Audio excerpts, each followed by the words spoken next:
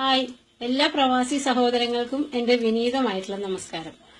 നമ്മളുടെ പ്രവാസികളിൽ ഒരു 70% കണ്ടുവരുന്ന ഒരു അസുഖമാണ് ഷുഗർ. ഡയബറ്റിക് ആയിട്ടുള്ള പ്രവാസികൾ 3/4 ഹാർട്ട് അറ്റാക്കിനും ഡോക്ടേഴ്സ് കാരണമായിട്ട് പറയുന്നത് രക്തത്തിലെ പഞ്ചസാര അമിതമായി വർദ്ധിച്ചു നിൽക്കുക എന്നുള്ള ഒരവസ്ഥയാണ്. അപ്പോൾ നമ്മുടെ പ്രവാസികളിൽ ഒരുപാട് പേർക്ക് ഷുഗറും ഉണ്ട്, അതുവഴി ഒരുപാട് പേർക്ക് ഹാർട്ട് അറ്റാക്കും സംഭവിക്കുന്നുണ്ട്. അപ്പോൾ നിങ്ങളുടെ ശരീരത്തിലെ രക്തത്തിലെ പഞ്ചസാര വളരെയധികം നോർമലായിട്ട് നിലനിർത്താൻ 1-2 ചെറിയ മാർഗം, അതായത് എന്റെ ചെറിയ അറിവ് ഞാൻ നിങ്ങളുമായിട്ട് പങ്കുവെക്കുകയാണ്. ഇത് നിങ്ങൾക്ക് എല്ലാവർക്കും അറിയാവുന്ന പോലെ നമ്മളെ വെണ്ടയ്ക്ക, ഇത് ഞാൻ 2ആയി പിളർന്ന്, നമ്മൾ 1-2 വെണ്ടയ്ക്ക 2ആയി പിളർന്ന് നിങ്ങൾ തലേ ദിവസം 1 ഗ്ലാസ് വെള്ളത്തിലിട്ട് വെക്കുക. രാവിലെ എണീറ്റ് വെറും വയറ്റിൽ തന്നെ ഈ വെണ്ടക്കായ എടുത്ത് മാറ്റിയതിന് ശേഷം ഈ വെള്ളം കുടിക്കാനായിട്ട് ശ്രമിക്കുക. അപ്പോൾ നിങ്ങളുടെ ഷുഗറിന്റെ ലെവല് ഇപ്പൊ 300-400 പോലും ആയി നിൽക്കുന്ന ആളുകളിൽ, ഭക്ഷണത്തിന് ശേഷം ഇത്രയും വലിയ ഉയർന്നു നിൽക്കുന്ന ആളുകളിൽ പോലും ഈ വെണ്ടക്കായയുടെ വെള്ളം വളരെ എഫക്റ്റീവായിട്ട് ഉണ്ട്. അത് തീർച്ചയായിട്ടും നിങ്ങളുടെ ഷുഗർ ലെവല് നോർമലായിട്ട് മെയിൻറ്റെയിൻ ചെയ്യാനായിട്ട് സഹായിക്കും. മാത്രമല്ല, നമ്മുടെ ഈ വെണ്ടയ്ക്കൊക്കെ ഒരുപാട് ഗുണങ്ങളുണ്ട്. ഇത് ഒരുപാട് നാരുകൾ അടങ്ങിയ ഒരു വെജിറ്റബിൾ ആണ്. ഇത് നിങ്ങൾക്ക് തോരനായിട്ട് കഴിക്കാം, കറിയായിട്ട് കഴിക്കാം.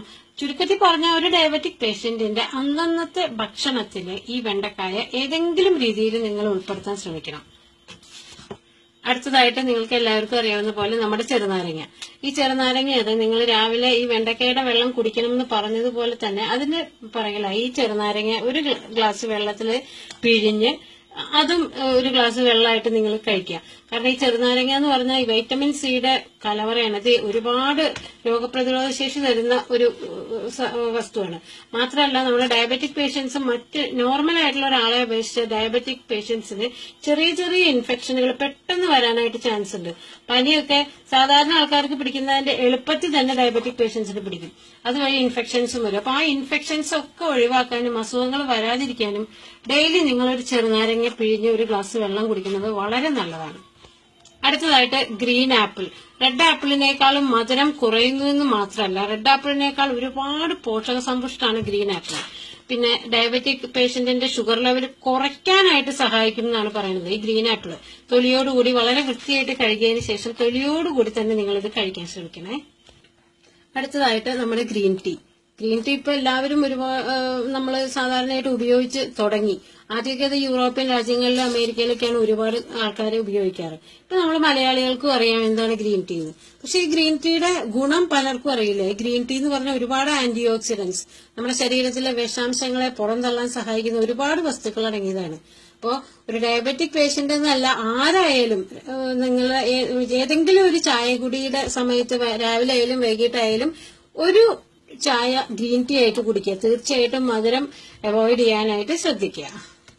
അടുത്തതായിട്ട് നമ്മുടെ ഓട്സിന്റെ ഉപയോഗം ഇപ്പോൾ മലയാളികളുടെ ഇടയിൽ ഒരുപാട് വർദ്ധിച്ചിട്ടുണ്ട്. പലരും രാത്രി ചപ്പാത്തിയും ചോറിനും ഒക്കെ കഴിക്കുന്നതിന് പകരം ഓട്സ് ഉപയോഗിച്ച് തുടങ്ങിയിട്ടുണ്ട്. എങ്കിലും നമ്മുടെ പ്രവാസികളായിട്ടുള്ള ആണുങ്ങൾ പ്രത്യേകിച്ചും അവർ വൈകുന്നേരമൊക്കെ ജോലി കഴിഞ്ഞു വന്നാൽ അവർ ഭക്ഷണമൊന്നും റൂമിൽ ഉണ്ടാക്കാനായിട്ട് മെനക്കെടാറില്ല.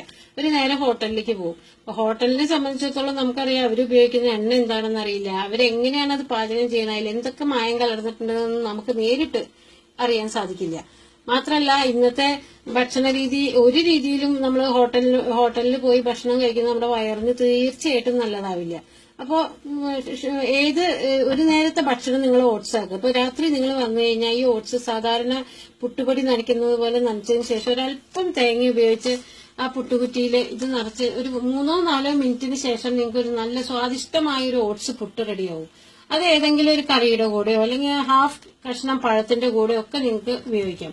ഇനിയിപ്പോ പുട്ടുണ്ടാക്കാൻ വയ്യ എന്നുള്ള ആൾക്കാരാണെങ്കിൽ അത് തീർച്ചയായിട്ടും കുറുക്ക് രൂപത്തിലും ഉപയോഗിക്കാം. ഇത്രയും കാര്യങ്ങൾ ഞാൻ നിങ്ങളോട് പങ്കുവെച്ചത് ഒരിക്കലും ഞാൻ ആധികാരികമായിട്ടോ ഒരു ന്യൂട്രീഷനിസ്റ്റോ ഒരു ഡോക്ടറോ ആയിട്ടോ ഒന്നുമല്ല. ഞാനൊരു സാധാരണ വീട്ടമ്മയാണ്. പക്ഷെ വായനയിലൂടെയും അന്നുള്ള ജേർണൽസ് ഒക്കെ നെറ്റിൽ നിന്ന് കയറി വായിക്കുന്നതിലൂടെ എനിക്ക് ഇതിനെ പറ്റിയിട്ടൊക്കെ ഒരുപാട് അറിവുകൾ കിട്ടിയിട്ടുണ്ട്. അപ്പോൾ അത് ഞാൻ നിങ്ങളുമായിട്ട് പങ്കുവെച്ചു എന്നേ ഉള്ളൂ. കാരണം നമ്മൾ പ്രവാസികളുടെ ജീവിതം എന്ന് പറഞ്ഞാൽ ഓരോ പ്രവാസി എന്ന് പറഞ്ഞ ഓരോ കുടുംബത്തിന്റെയും വിളക്കാണ് ശരിക്കും. ഒരു പ്രവാസിയുടെ ഹൃദയം നിലയ്ക്കുക എന്ന് പറഞ്ഞാൽ കുടുംബം തന്നെ ഇരട്ടിലാവുക എന്നുള്ള ഒരു ഇതാണ്. അപ്പൊ തീർച്ചയായിട്ടും നിങ്ങളുടെ പ്രവാസികളുടെ ജീവിതത്തിനൊക്കെ വളരെ വിലയുണ്ട്. അപ്പൊ നിങ്ങൾ ഒരിക്കലും നിങ്ങളുടെ ആരോഗ്യം കളഞ്ഞ് കുടുംബത്തെ നോക്കണം എന്ന് ഒരിക്കലും ഞാൻ പറയില്ല. കാരണം നിങ്ങളുടെ ആരോഗ്യം സംരക്ഷിക്കുന്നതിനൊപ്പം നിങ്ങൾ കുടുംബത്തെ സംരക്ഷിക്കുക. ഇപ്പൊ നിങ്ങളുടെ ജീവന് ഏറ്റവും അധികം വില നൽകുന്ന കുടുംബാംഗങ്ങളെ പറ്റി നിങ്ങൾ എപ്പോഴും ഓർക്കുക. നിങ്ങൾ ഇതിന്ന് ഏതെങ്കിലും ഒരു മാർഗം പ്രാക്ടിക്കലാക്കിയാൽ തന്നെ എനിക്ക് വളരെയധികം സംതൃപ്തിയുണ്ട്. Thank you.